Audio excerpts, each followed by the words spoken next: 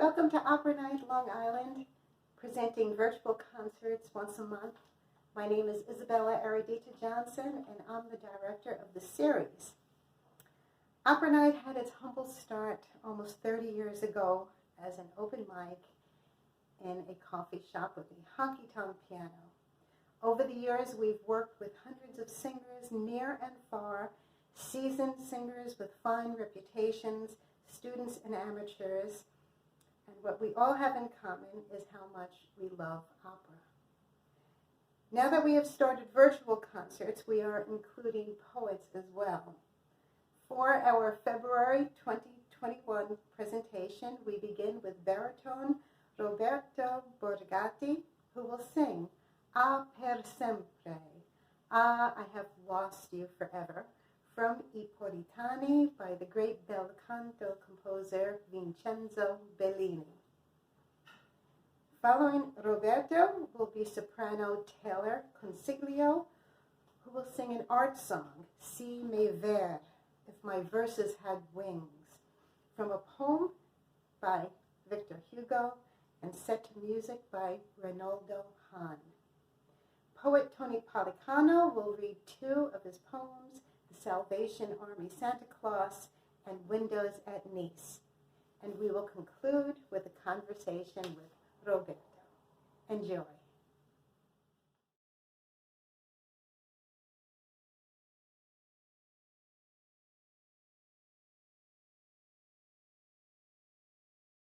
Ah, per sempre io ti perdei, fior d'amore a mia speranza, alla vita che m'avanza,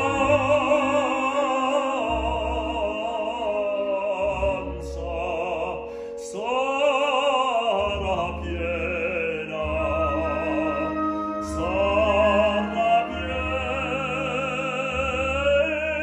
di dolor.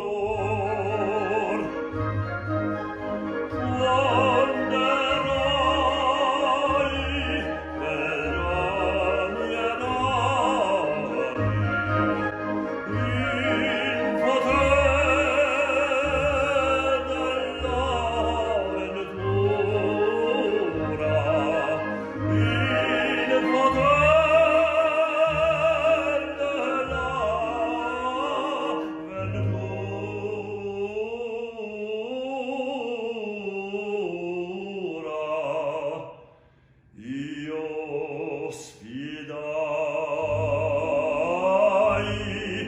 sfidai sciaguri affanni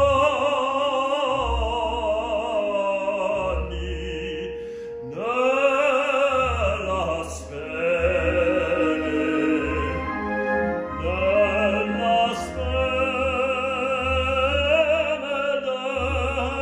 del tuo amore.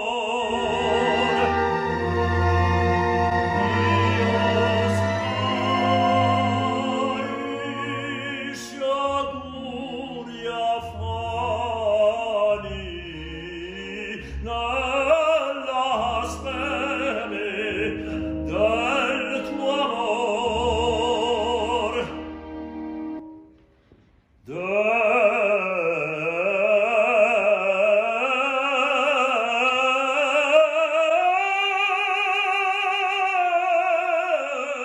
tuo amor, del tuo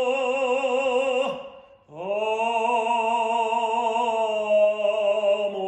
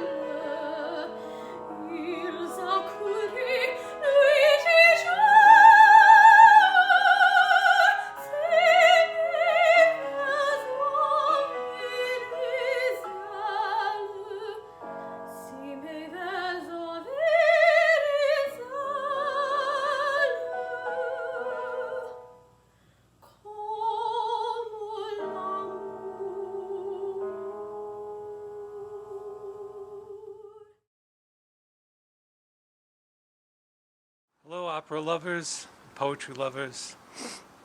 My name is Anthony Policano. I'm a Long Island poet, a board member of the Long Island Poetry Collective, and would like to read a few of my poems tonight. The first poem I'm going to read is about an operatic tenor during Christmas. It's called The Salvation Army Santa Claus.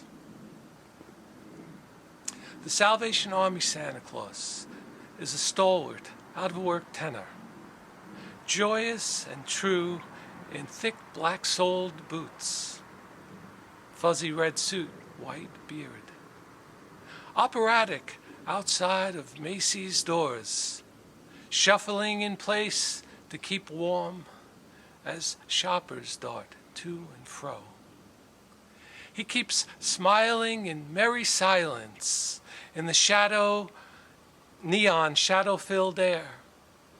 His robin blue eyes implore those rushing by, buying more, oblivious to the lightness of giving, to the charity brass bell ringing, relentless, shrill notes of a prayer.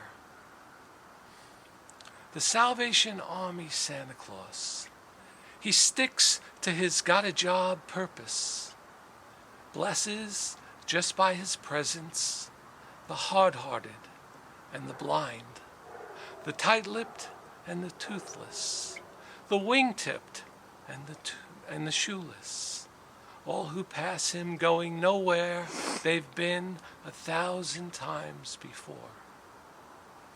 The Salvation Army Santa Claus makes the holidays seem simple, with endless good cheer keeps waving in the biting icicle wind.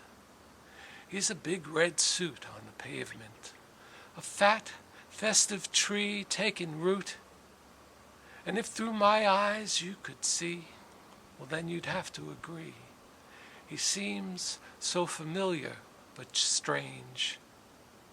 Ho, ho, Merry Christmas, he's singing, like Pavarotti incognito, above the shrill, relentless bell ringing for spare dollars and some change.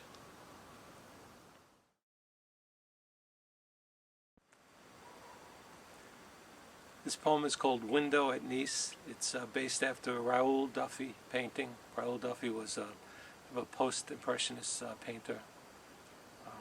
And this type of poem is called ekphrastic, when you're looking at a painting or an object of art and then you're writing a poem based upon that. Window at Nice.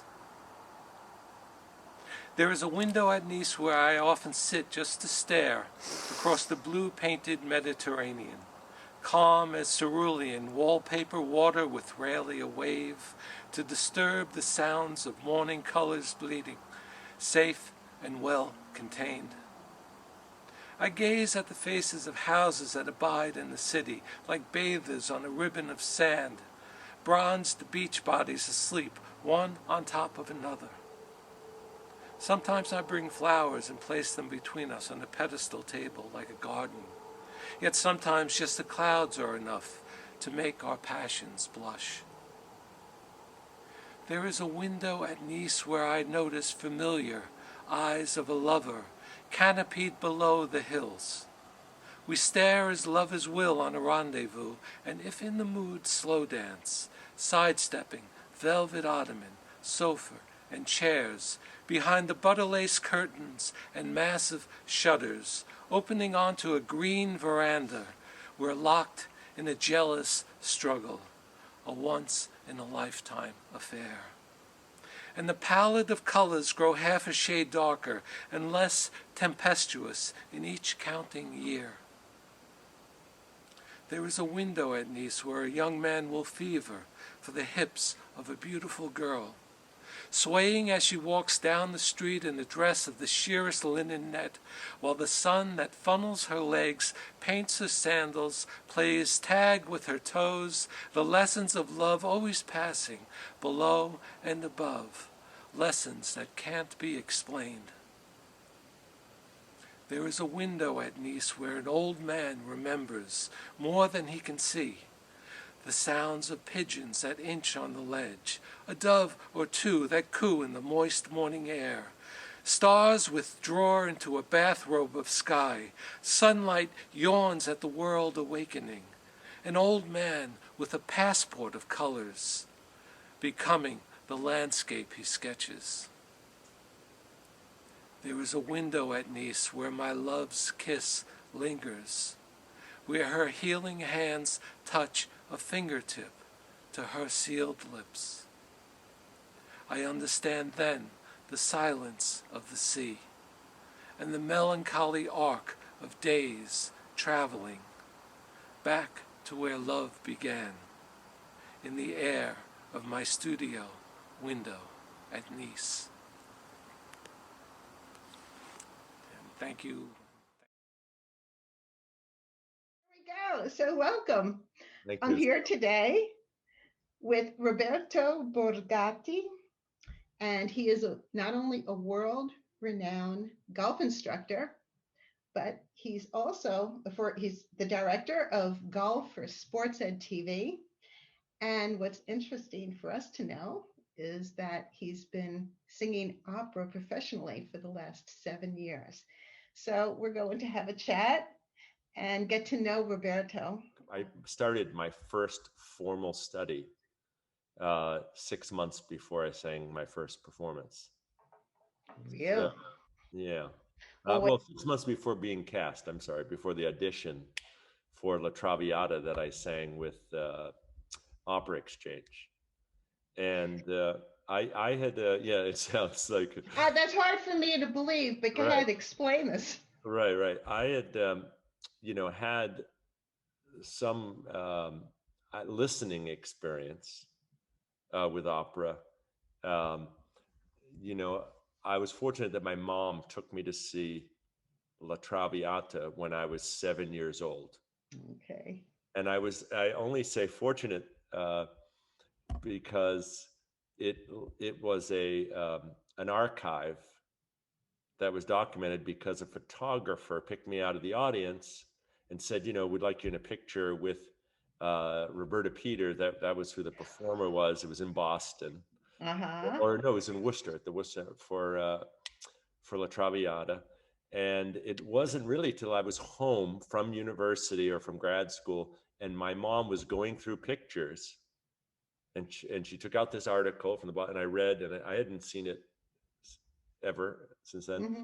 And it said, Roberta blah, blah, blah, with Roberta in La Traviata. So of course I was curious, what does La Traviata sound like? I hadn't listened to opera at all, and in my 20s, so I started listening to I listened to La Traviata, and it was in itself an isolated moment that then there was another huge gap. So basically I listened to it, but I think I was going through a really through a tragic, yeah, that's right, I was a junior in college, my heart had been broken, I was madly in love, and I could get that's opera right act. there. Yeah, I couldn't get through the first act of the opera before she was saying Alfredo mi ama, and he says quanto, you know that part, right? Perché piangi, and I would just, so my sense of opera and the depth and the feelings began there. And then if you fast forward several years ahead of that, I had gotten involved in the startup of a pharmaceutical company. And that was another career, was as an entrepreneur, and I'd done that. I worked in Switzerland as well for a laser manufacturer, and I did a deal with CERN, that the physics experiment, Mm-hmm. the particle accelerator. So I'd work in nonprofit as well. And so I was kind of like your all-around guy with this big, long resume, but not necessarily set into one career path by any stretch. Mm-hmm. I was, and I was fortunate to have all these different things, but not one of them satisfied me 100%. And I was in New York visiting an aunt, and she said, her brother-in-law, your uncle was really my great uncle because my father's uncle was a famous baritone. Because I'm That's seeing all these right. pictures. She had them all on the wall and all this. Giuseppe Valdengo. And I don't know if you know the name, but he sang with Toscanini. He's on a lot of the recordings. You can hear him. Now, did you know I him? highly recommend. So Did you yes, know I went. him? No. So he lived in Italy, Uh-huh. and the rest of my family, who are cousins and second cousins, all live in Bologna. So when I went to visit them, I had been working in Spain. So in the next project, I'd lived in Spain for a year too, and I was working there. And I hadn't finished. I had one semester of grad school left, and I had been offered a job in Brussels, Now, just what you went to grad school, what was your major? international management. Okay. So it was, kind of in between, uh, sort of international State Department work, diplomacy, Mm-hmm. and a little bit of business because I'd started, with a startup and I had no business background, having been a literature major. So I thought, this is a practical degree that kind of covers very broad spectrum. So when I went out to when I went to visit my family, I said, well, I have 2 months to decide. I'd been working pretty intensely for quite a Mm-hmm. long stretch, and I had a decision to make whether I was going to take this job in Brussels in the European Social Fund for this organization called for ONCE, ONCE. They're a big entity in Spain, and it was something I believed in, but I didn't know if I wanted to live in Brussels. So I said, okay, I'm going to travel for a couple months. I'm going to get a train pass. And one of my stops was Italy. And I planned on seeing my uncle. So I called my family in Bologna, and they said, oh, yeah, Uncle Pino, he's up in the Alps. And my family in Bologna are, I have one uncle that's, very distinguished. He looks like Mastriani, Marcello. He has a he was involved in the political arena and very suave, and another one who's a cousin who's an architect. Anyways, very professional people. Bologna is known as being very liberal and very nice. And they said, "Oh, your Uncle Pino, we're not really in contact." And I didn't quite understand then. He said, "But he's fine. He's fine. Go see him." So the first thing when I went to see him, he said, Nipote, I come up this long stair after this train ride into the Alps of Bologna, and I'm expecting we're going to have a conversation or a chat.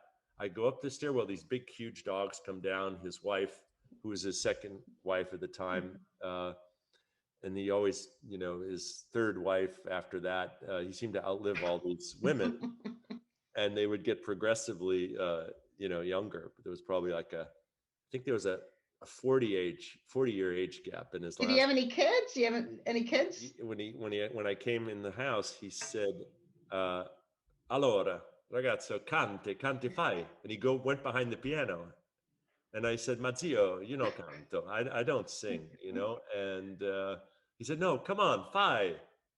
And he looked at me, and I said, "I don't think." He said, "Qui chi no canta no vale." If you don't sing in this house, you don't belong.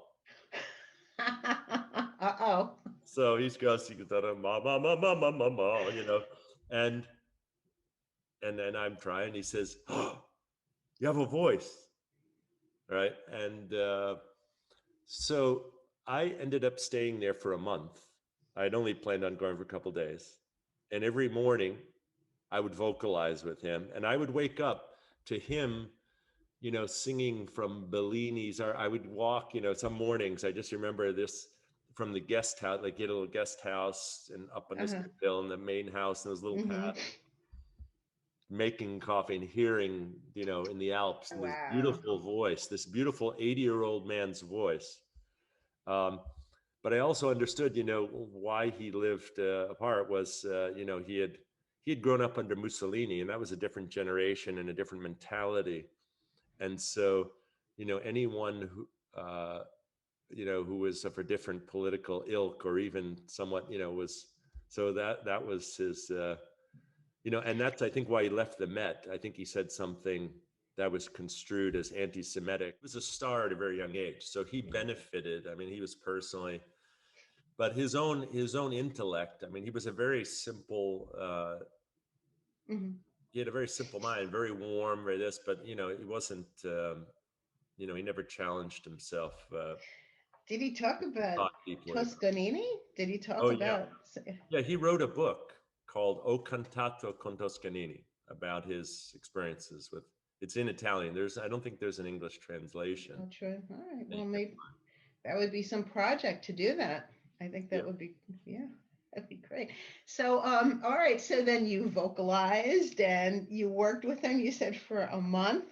You're right. And And so, after that, I never, I would sing O Sole Mio, but I never had any training. I was in grad school, so I went back and I finally decided not to take that job. I went back to Arizona.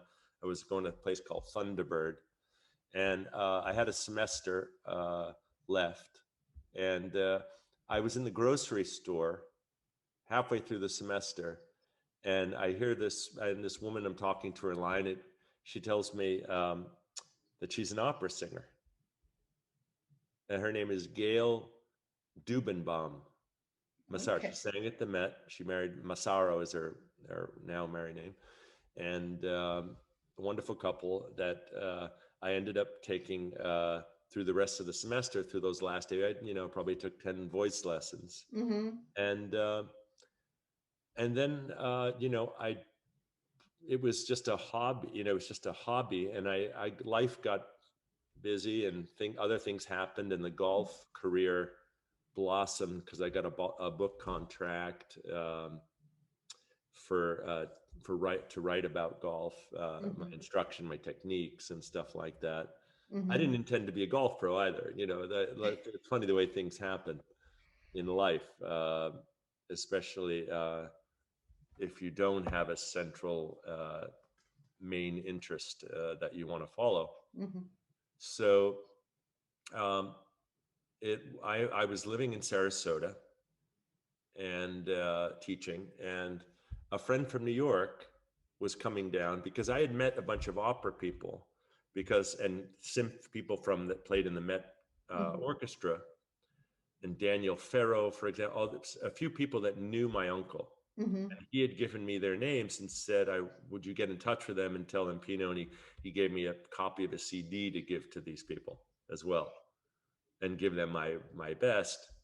So I met a bunch of people, made a bunch of friends, started teaching golf to people at the Met, including the performance manager and this one, and a bunch of singers, Antonio Barasorda, and who else?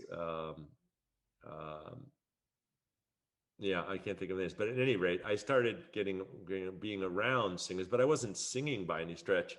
And this one friend called and said, listen, I'm coming down to Sarasota to work with a retired Met singer, John Fiorito. Mm-hmm. And I'm going to be living for a couple of months minimum. And I said, I'd love to join you one Sunday. And I did. And I asked him, could I do a lesson with you? Now, of course, this is 15 years later. Okay. And I sang, and he said, oh, un bel voce di baritono. And I said, baritono? And because when I had taken those lessons, they had said, oh, you're a tenor. Oh. But one of the reasons I probably didn't pursue it was I thought, geez, if I'm supposed to be a tenor, you have to sing B flat, C's, and my voice wasn't going there. But it probably hadn't really, formed as much, the ways, in the 20s. So I took lessons with him for 6 months. Now, as far as the lessons, because I'm always curious about this. I mean, do you spend most of the time vocalizing? Do you sing art songs? Do you what's involved in these sessions? It was vocalizing. And then, I'd bring an aria or two. And what was funny is I had heard, I was back in New York because I was only in Florida during the winters for golf. Mm-hmm. And I went back to New York, and he was coming once a month, this teacher. And he Mhm. said to me, we made a deal. Basically, he would stay at my place instead of staying at a hotel, Yeah. and he'd give me a voice lesson when he And you came up. boarded. Yeah. Okay. Yeah, so we traded. Uh, you know, uh, and Do you so have a I piano? had an Do you have a in-house. piano or a keyboard? How did I, you? I, I went and got a keyboard quickly. Okay. Let me tell you. And so I heard of an audition for opera. You know, what is it called? Opera Exchange. Justin Werner, Olin Mhm. Gat, Mhm. Alden Gat, great Mhm. group of guys that are very innovative, motivated, really kept the opera scene Mhm. going there for a small company. And they wouldn't give me an audition though. I've heard about this, and I knew a small company, and I didn't hear anything until I know they were auditioning for 2 or 3 weekends. Mhm. And the girlfriend, who's now his wife, Rebecca, had she was working for uh, some, um, uh, you know, AGFA or one of these big Mhm. organizations. She Mhm. had keys to this room, so they were doing the auditions all weekend in these big halls. So they were smart about you know bringing all their resources together Uh-huh. intelligently to really accomplish something with very little funds, right? Mhm. And anyways, that's a long story. But I auditioned. They called me the night before at I got a message at 1 a.m. We have a spot. It was a snowstorm, and one person had canceled. Oh, And okay. they said we have an audition spot at 6 p.m. And I arrived, and of course, there's all these people around with their music. I was my first audition for anything, and uh, she came to the door and she said, a your headshot and resume, a song list of resume. And I didn't have either. In fact, and when I was trying to get the audition online, I said, I don't have any of the materials you request. And my emails to them over the weekends got increasingly. I tried to be humor. I didn't know what, so I was saying, it might be a comic relief, or whatever. Could I, you know, just grant me an audition? It's only a few minutes of your time, and Mhm. you're hearing I knew they were hearing hundreds of singers. So she closed the door in front of me, and I looked around. I see all these singers suddenly look down at their music, because they were all kind of watching. And I just stood there. And my friend who had accompanied me, because he was in town, another golf pro who I was shooting a video with, said to me, and he's kind of a glib, funny guy, Uh-huh. said, "Well, that was quick." And so I just stood there. She finally came out, and kind of like this. I think she was probably the most resistant. It seemed to me at the time, why are we even here? And this is Now, I would have been crushed. I mean, or were yeah. you just unfazed? I mean, So she what was said, going? well, I mean, I was, it was kind of humorous, and I didn't expect anything. And I knew they hadn't, it was a last minute, they Mhm. weren't Right. granting me an audition. Mhm. So anything was gravy at that time. I had nothing to Okay. lose. So I came in, I felt angry. I will say now, I remember feeling, I'm going to show her, Yeah. you know, and she stood there during my whole audition. There was 6 other people. And I, something comes out of you. You see, this is the amazing thing in moments in arts and emotion, that I probably sang twice as well as I ever had sung up to that point in that moment. Do you remember what you sang? Yeah, I sang the aria from Oh, La yeah. Traviata. Oh, So they were okay. doing La Traviata, and I sang Giorgio Germont's, Di Provenza? Di Provenza. Yeah. Hmm. And I sang, I quickly, I was a little embarrassed. I said, thank you. And I walked out. And before I got to the elevator, I heard someone scampering behind, and it was, this woman Hmm. The who one who said, closed the door on you? yeah, Okay. yeah, who came in. She said, excuse me, yes, they would like you to come back. And so I'm walking back. It's a walk down that hallway. And I'm just thinking too, she said they. She didn't say we. So anyway, so I'm sitting there, and so I didn't think there was really any. Oh, and they're asking me, and I walked in the room, and the first thing I said was, "Oh, I'm sorry, did I forget something?" And they all started laughing, and the guy said, the director said, "Oh, that's the third time." It was the conductor. He said, pointing the guy, "That's the third time you've made him laugh." And I guess he wasn't a very jovial guy in general. He's probably a serious character.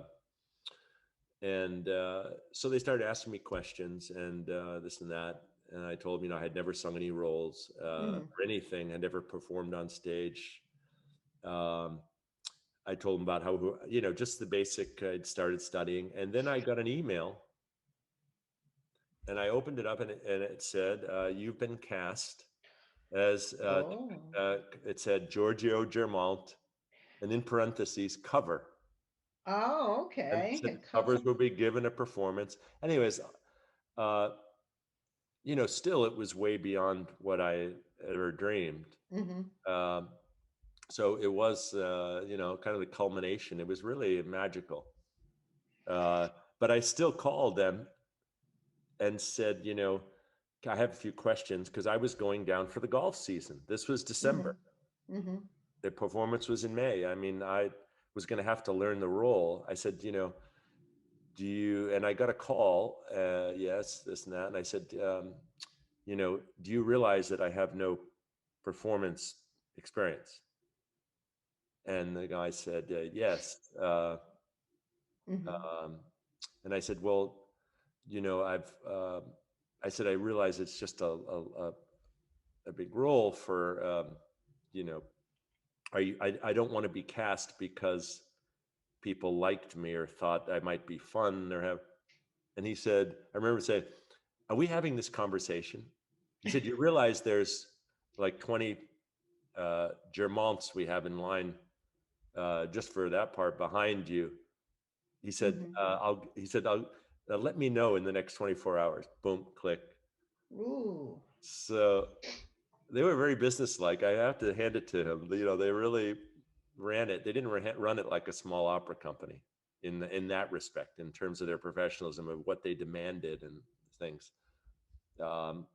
Which explains why they've gone on to success since from the small company.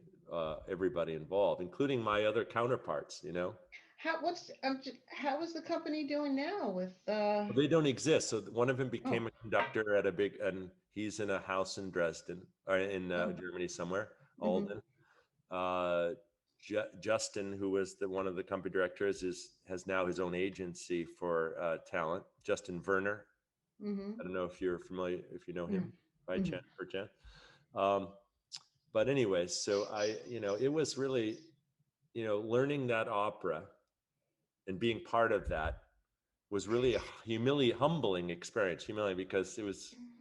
Now, how did you go about that? Did you put on the LPs? Did you? I mean, can you read music? No. How did honestly, I had the recording and the music, and I would go. I was busy with golf as well, so I was trying to use my time. So I would go on an elliptical, for example, to get my exercise for the day with on the earphones. No, with the score and with the music and with the score. And I didn't know counting. So I'd start to use the paces of my walking or running. And I would count 1, 2, 3, 1 and 2 and 3 and 1 and a 2 and a 3 and 1 and. And that's how I was learning. And so I found my right foot then, if it was in 4, would be on the downbeat, or left foot sometimes, because I'd mix it up. And I felt like it got in my body. So I was reading, the basics to how it lined up and getting some exercise at the same time. So that was my learning approach. How many people can say that they learn the part in Traviata on the elliptical? Yeah, that's very different. We're walking on the beach at lunch, my lunch hour. But I have to say that it didn't save me 100%. So I knew it once I started singing in the beat, but that didn't help me, my entrances, or I hadn't sung with another singer before. So, I thought I was going to get removed right from the start. because I would come in early, late, and I could see the, you know, every stage of it, from the first rehearsal to when they started staging it. Every stage was an opportunity to show my ignorance, and to basically realize that I already knew nothing. But it was very, it's quite it was quite a humiliating, humbling It's experience. daunting. It's daunting. Yeah, I mean. Yeah. So now, as a cover, you were the cover. Did Yes. you ever have that opportunity to actually Yeah, what on the happened, stage? surprisingly, after the second rehearsal, Mhm. the baritone, I was up because the baritone was out for that day. Oh. And they said, "You're up." And I was so nervous that I went to the bathroom, vomited, came out. That's the first time that reaction has ever happened, in life, which was interesting. And I just remember there shaking, and the soprano, and she's holding my hand. I'm holding her hand, right, at moments like with in the duet. Uh-huh. And she listened. She said, "I'm losing my circulation." I don't know. So yeah, so and I guess vocally it came out all right to them. They took me aside after the second rehearsal, and they said, "We'd like to offer you a performance." Wow. And it was a performance that some critics were going to, Fred Plotkin amongst them, this and that. And, I got, really, really nervous. I remember being at the dress rehearsal and at the final staging, whatever. And I remember the conductor or the stage director, because I hadn't had any stage experience. So, I was, I just didn't feel like I fit in. I was looking I'm around sure, me with all these people, and they were just so good. And Uh-huh. I was like this statue, with the hands. And I remember when I was singing, the conductor said, are you conducting the orchestra? And I said, "Oh, I'm sorry." And she said, and I remember the stage director quickly said, she was fast. She said, "No, he's making bread. He's Italian, or pizza." So, what's interesting is I don't think that I was ready or in the right place or even capable of performing to any respectable level until the actual night of the performance. And that, again, you see, like, what your potential is, human potential, and what we think of ourselves, and what limits, what parameters, what we think we're capable of, don't always line up. And I was sitting there behind stage, and I'm asking, like, the guy who's the other lead baritone who was there that night. I said, I'm always just asking advice. What about at this moment? What about my arms and hand? And I remember him saying, pull them in and draw them slowly. Don't be this kid. And I remember hearing the chords for the duet, and all of a sudden something came over me. Like, this is the moment. Like, you're in this place. There's the gravity of it, the sanctity of it, right? I